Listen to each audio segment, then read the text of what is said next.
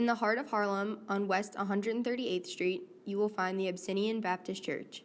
For over 200 years, the church has been a pillar of the African American community in New York. It has functioned as a place of worship and catered to the spiritual, economic, and social needs of the Black community. Today, it is led by Reverend Dr. Calvin Butts III. In 2012, the Reverend gave a speech on the history of his congregation. The Abyssinian Baptist Church was established in 1808. It was founded as a result of racial segregation in the First Baptist Church located on Gold Street in Lower Manhattan. Several Ethiopian merchants visited the church to worship, and they were told that they had to sit in a segregated section of the church.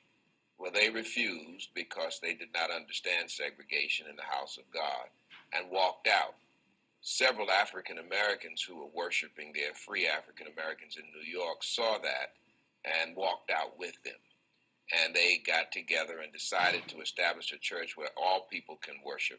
And they named it for the Ethiopians, the Abyssinians. They named it the Abyssinian Baptist Church. The Abyssinian Baptist Church has had a number of notable pastors. One of these pastors include Reverend Thomas Paul, an African American minister from Boston. Paul was involved in the movement which sought to form independent Baptist Black churches.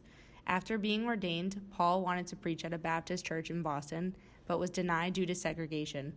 Frustrated by this oppression, he joined others in founding the Abyssinian Baptist Church and became its first pastor.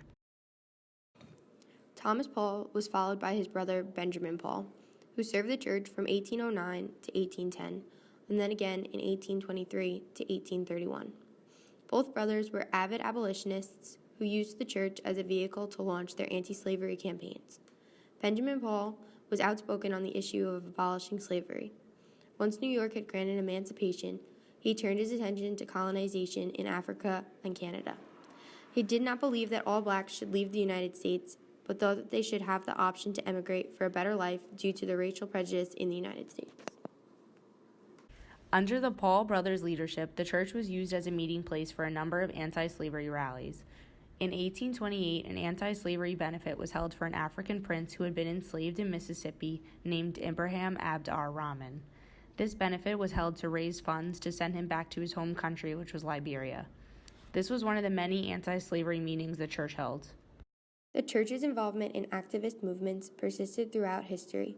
Most notably, Reverend Dr. Adam Clayton Powell had a major impact on the civil rights movement.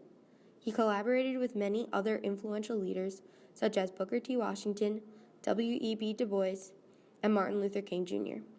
Powell's legacy continues to this day as the church is still an institution based on racial equality and social activism.